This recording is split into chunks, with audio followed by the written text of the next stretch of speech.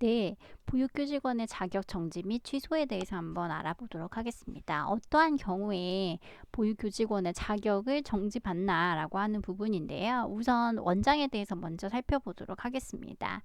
여러분 교과서 101페이지에도 정리가 되어 있는데 어린이집 원장 자격 정지 개별 기준을 한번 살펴보시면 어, 영유아에게 중한 생명, 신체 또는 정신적 손해를 입힌 경우에 자격이 정지된다. 그 다음 어린이집 운영일 및 운영 시간에 관한 기준을 고의적으로 위반하여서 손해를 입힌 경우에 또 비위생적인 급식을 제공하거나 영유아 안전 보호를 태만히 하여서 영유아에게 생명, 신체 또는 정신적 손해를 입힌 경우 이 부분도 굉장히 많이 일어나고 있는 부분이죠. 보육교사, 간호사 또는 영양사 등 해당 업무 수행에 필요한 자격이 없는 사람을 채용하여서 해당 업무를 수행하게 한 경우에도 보육교직원의 자격이 정지됩니다. 원장님이 그리고 법 제23조에 따라서 보수교육을 연속해서 3회 이상 받지 아니한 경우 태만한 경우죠. 이 부분도 자격정지가 일어났고 거짓이나 그 밖에 부정한 방법으로 보조금을 받거나 보조금을 유용한 경우에 그러니까 지자체로부터 보조금을 받게 되는데 그것을 부정한 방법으로 또는 거짓으로 받아낸 경우에 그리고 그것을 썼던 경우에는 자격이 정지된다라고 하는 부분들을 볼 수가 있습니다. 또 이번에는 보육교직원의 자격 정지 중에서 보육교사에 해당되는 내용을 한번 살펴볼게요. 영유아에게 중한 생명, 신체 또는 정신적인 손해를 입힌 경우에 당연히 보육교직원의 자격이 정지돼야 되겠죠. 그리고 비위생적인 급식을 제공하거나 영유아 안전보호를 태만히 하는 경우에 또 영유아에게 생명, 신체 또는 정신적 손해를 입힌 경우 이 부분에는 보육교직원의 자격이 정지된다라고 하는 부분 원장님하고 비슷하게 여기도 보수교육을 연속해서 3회 이상 받지 아니한 경우에도 보육교직원의 자격이 정지될 수 있다라고 하는 부분 살펴보실 수가 있습니다. 또 아예 이번에는 자격이 취소되는 경우에요. 거짓이나 그 밖에 부정한 방법으로 자격증을 취득한 경우에 그러니까 실습을 240시간 이상 하지 않았는데 했다고 신고한 경우 뭐 이런 경우죠. 그래서 거짓이나 그 밖에 부정한 방법으로 자격증을 취득한 경우에 나중에 사실이 밝혀지면 자격이 취소된다. 자격 취득자가 업무 수행 중 그 자격과 관련해서 고의나 중대한 과실로 손해를 입히고 금고 이상 그러니까 범죄를 저지르고 국가로부터 형을 받는 거죠. 재판을 받아서 이러이러한 문제가 있어요 라고 형을 선고받은 경우에는 보육교직원의 자격이 취소된다 라고 이야기하고 있죠. 그 다음에 아동학대 관련 범죄로 처벌을 받은 경우에 보육교직원의 자격이 취소되는 거예요. 그리고 보육교사와 어린이집 원장 둘 다 취득한 경우에는 두 자격 모두 취소한다. 그러니까 이 대상자가 아동학대를 저지른 사람이 보육교사 자격증도 있고 어린이집 원장 자격증도 있는 거예요. 근데 이 두 자격 모두 취소한다라는 부분에 대해서 설명을 하고 있는 겁니다. 또 뭐 명의 대여 금지하는 분, 그러니까 명의를 내 이름을 다른 사람한테 빌려주면 안 되는데 그것을 위반한 경우에 역시 보육교직원의 자격 취소가 될 수 있다라고 하는 부분에 대해서 설명을 하고 있습니다. 또 자격정지 처분 기간 종료 후 3년 이내에 자격정지 처분에 해당되는 행위를 또 했을 때 완전히 자격 취소가 된다라는 거죠. 그러니까 정지와 취소는 다르죠. 정지가 좀 더 약한 건데 이 자격 정지 처분에 관한 거를 또 한 경우에 3년 이내에 그 행위를 반복해서 한 경우에는 이번에는 아예 자격 자체를 없애는 거죠. 취소. 그 다음 자격정지 처분을 받고도 자격정지 처분 기간 이내에 자격증을 사용한 경우에 그래서 관련 업무를 수행한 경우에도 역시나 자격 취소를 받는다. 그러니까 앞에 주어진 형을 제대로 지키지 않은 경우에 제재를 제대로 지키지 않은 경우에 발각이 되면 완전 자격 취소를 해버린다 라고 하는 부분. 그 다음 자격정지 처분을 3회 이상 그러니까 계속해서 잘못을 저지른 경우죠. 이때 3회 이상 그런 잘못을 저지른다면 아예 자격을 취소해버리는 것으로 살펴볼 수가 있습니다. 또 제46조 제4호에 해당해서 금고 이상의 형을 선고받은 경우에 그것은 거짓이나 그 밖에 부정한 방법으로 보조금이나 보조금을 교부받거나 보조금을 유용한 경우 그 사항으로 금고 이상의 형을 받은 경우에는 보육교직원의 자격을 취소한다라고 하는 부분까지 살펴볼 수가 있습니다.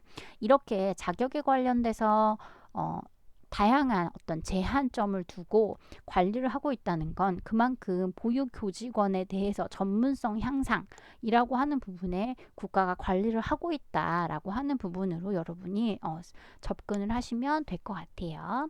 그 다음 보육교직원의 배치 기준을 한번 살펴볼 건데요. 영유아보육법 제17조 및 시행규칙 제10조를 한번 살펴보면 원장은 전 어린이집당 1명이라고 되어 있어요. 다만 영유아 20인 이하를 보육하는 어린이집은 어린이집 원장이 보육교사를 겸임할 수 있다. 그러니까 원장이면서 보육교사까지 할 수 있는 거는 영유아가 20인 이하인 어린이집에서는 가능하다라고 되어 있죠. 그 다음 보육교사, 이거 연령에 따라서 사실은 달라지고 있는 부분을 볼 수가 있습니다. 보육교사 만 1세 미만, 영아는 3인당 1인, 그러니까 영아 3인당 1명의 선생님이 있어야 된다라는 거예요. 그 다음에 만 1세 이상 및 만 2세 미만 해당되는 반은 영아 5명당 선생님이 1명, 그리고 만 2세 이상 만 3세 미만인 경우에 그 아동들의 연령인 경우에 영아 7명당 선생님이 1명, 그 다음 만 3세 이상 만 4세 미만 유아 만 3세 4세 미만의 아동들, 그러니까 유아는 유아 15인당 선생님 1명이라고 되어 있고요. 만 4세 이상 그리고 미취학 유아한테는 유아 20인당 선생님 1명이어야 한다라는 것이 바로 이 배치 기준입니다. 이 기준은 여러분이 한번 살펴보셔야 될 필요가 있습니다. 그리고 유아 40인당 1인은 보육교사 1급 자격자가 있어야 된다라고 하고 있고요. 취약 아동은 20인당 1명의 그 어린이 선생님이 있어야 된다라는 거고, 장애아는 장애아 3인당 1명의 선생님 있어야 된다. 그리고 장애인 9인당 보육교사 1인은 특수교사 자격 소지자가 있어야 한다라고 하는 부분까지 살펴보실 수가 있습니다. 그래서 아동의 연령에 따라서 선생님의 그 배치 기준이 달라지는 걸 볼 수가 있고요. 아동의 연령이 점차 상승함에 따라서 선생님이 봐야 하는 아동 수가 늘어나고 있는 걸 볼 수가 있죠. 그러니까 아동의 나이가 어리면 그 각 봐야 하는 아동 수가 줄어드는 거죠. 그런데 반대로 아동의 그 연령이 높아지면 한 선생님당 담당하는 유아의 수가 증가하고 있음을 여러분이 살펴볼 수가 있고요. 장애아 같은 경우에는 다시 한번 봐야 되는 게 장애아 3인당 1인의 기준을 가지고 있어요. 선생님 1명이 있어야 된다. 그리고 장애인 9명 안에는 9명 당에는 보육교사 1인이 반드시 특수교육 자격 소지자여야 한다라고 하는 기준까지 살펴보았습니다. 간호사는 영유아 100인 이상을 보육하는 어린이집에 있어야 하고, 영양사는 영유아 100인 이상 보육하는 어린이집, 굉장히 대규모 시설이라고 하는 부분에서는 간호사, 영양사 있어야 된다라는 부분. 그다음에 조리원은 영유아 40인 이상을 보육하는 어린이집에는 조리원이 있어야 한다라고 하는 기준까지 우리가 살펴보았습니다. 자, 그 다음 보육교직원의 근무와 그 휴게 시간에 관해서 살펴볼 건데, 작년에 굉장히 핫 이슈였어요. 왜냐하면 이 부분들에 대해서 이제 막 그 2018년에 이 부분들이 시행이 되는 부분들, 작년이 아니네요. 지금 2020년이니까. 그래서 이 부분이 되게 근래에 들어서 핫 이슈였다라는 부분인데요. 어린이집 원장님이 근무 시간이 평일 8시간을 원칙으로 하고 있고, 어린이집의 운영 시간을 고려하여서 연장 근무를 할 수는 있어요. 보육교직원 그 부분들을 살펴보았을 때. 그 다음에 보육교사 등 기타 교직원은 평일 8시간 근무를 원칙으로 하고 있습니다. 그런데 원래는 보육교직원들이 이 휴게 시간이라는 것을 갖고 있지 않았죠. 그래서 아이들을 밥 먹이면서 본인들이 밥을 먹고 중간에 쉴 수 있는 시간이 없었어요. 그런데 이러한 내용들은 아동 학대에 관련돼서 이제 이야기가 함께 불거져 나왔는데, 아동 학대를 할 수밖에 아동 학대가 이제 보육 교사에 의해서 일어났고, 왜 그랬나라고 하는 원인을 살펴보았을 때 보육 교직원들이 가지고 있는 근무 환경이 너무 열악하다라는 이야기들이 나왔고, 그래서 한번 살펴봤더니 선생님들이 8시간 동안 그 근무를 하는데 쉴 수 있는 시간이 전혀 없다. 밥 먹을 시간조차 없다. 뭐 이런 내용들을 나오면서 보육교직원의 그 환경을 좀 개선해 줘야겠다라고 하는 요구들이 일어났고, 그래서 보육교직원의 근무 시간을 어떻게 할 것인가, 휴게 시간을 어떻게 할 것인가에 대한 다양한 논의가 있었죠. 그래서 일단 근무 시간에 관련된 이야기를 한번 살펴보면 평일 8시간을 그 원칙으로 한다라고 되어 있고요. 그래서 휴게 시간이라는 것이 이제 주어지게 되는데요. 2018년 7월 1일부터 개정 근로기준법이 시행이 되어서 원래는 보육교직원에게 따로 별도의 휴게 시간이라는 것이 없었는데 이제는 가져야 된다라는 이야기를 하고 있는 거예요. 그래서 보건복지부는 보육교사 휴게 시간을 보장하고 보육교사 휴게 시간 중 발생할 수 있는 보육 공백을 막아야 했던 거죠. 그래서 어린이집 이용 영유아들에게 안정적인 보육 서비스를 제공하기 위해서 보육교직원 복무 규정에 휴게 시간을 주어야 한다라고 하는 것이 명시되었고, 보육교사가 쉬는 그 휴게 시간에 한해서 보조교사가 보육 업무를 전담할 수 있도록 만들었으며, 보조교사 추가 배치 등의 대책을 마련하여서 현재 시행하고 있습니다. 그래서 보육교사가 적절한 휴식을 취할 수 있어야 되는 거죠. 그래서 보육교사의 근로 여건이 좋아지고 더 나은 보육 서비스를 제공을 한다면 영유아들에게 보다 더 좋은 그 질 높은 서비스를 제공할 수 있는 기회가 될 것이다. 그래서 보육교사 휴게 시간에 대한 다각적인 지원과 대책이 필요합니다. 그리고 그것에 대해서 이제 여러 가지 대책을 강구하고 있는 부분인데요. 뭐 여러 가지 부분에 대해서 이제 최근에 들어온 제도이다 보니 여러 가지 문제점이 있을 수 있어요. 그래서 제가 이 부분에 관련돼서 여러분한테 과제를 하나 내줄 건데, 보육교사 휴게 시간에 관련된 그 신문 기사를 하나 찾아서 읽고 5줄 정도로 여러분의 그 생각들을 정리해 보는 시간을 가졌으면 좋겠습니다. 자, 그래도 보육교사에 관련된 그 국가의 한번 보건복지부의 대책을 한번 보죠. 보육교사 휴게 시간 중에 영유아 생활지도 등 보육 서비스를 제공하는 보조교사를 전국에 6,000명을 추가 배치한 노력을 했고요. 보조교사 지원 대상 민간 가정 어린이집에서 국공립 사회복지법인 어린이집 등 모든 유형의 어린이집으로 확대를 했다라는 것. 그 다음에 보육교직원 복무 규정의 휴게 시간을 부여 명시했다라는 것. 그래서 보육교사 휴가 시간에 한하여 보조교사가 보육 업무를 전담할 수 있도록 개정을 했다는 것. 그다음에 휴게 시간 사용은 원장과 보육교사 간 협의 사항이지만 종일 보육이 이루어지는 어린이집 특성을 고려해서 특별활동, 낮잠 시간, 아이들 하원 이후를 주로 휴게 시간으로 한다라는 것. 보육교사 휴게 시간에 한해 해당 시간 내 교사 1인당 아동수를 완화하도록 하는 노력 등을 했다라고 이야기하고 있습니다.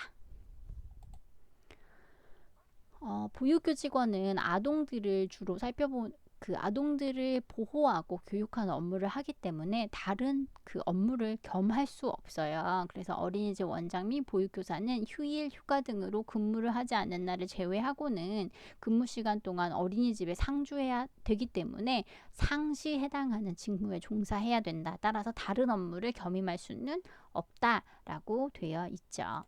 그 다음 보육교직원의 보수 및 4대 보험 가입에 관련돼서 한번 살펴보면, 교직원의 보수는 보건복지부가 정한 보육사업 안내에서 그 기준을 정하고 있죠. 그래서 기본급여와 각종 수당을 합산한 금액이 보육교직원의 보수라고 이야기할 수 있어요. 그래서 보육교직원이 1년 이상 같은 어린이집에 근무했을 경우에 원장은 퇴직금을 지급해야 하고요.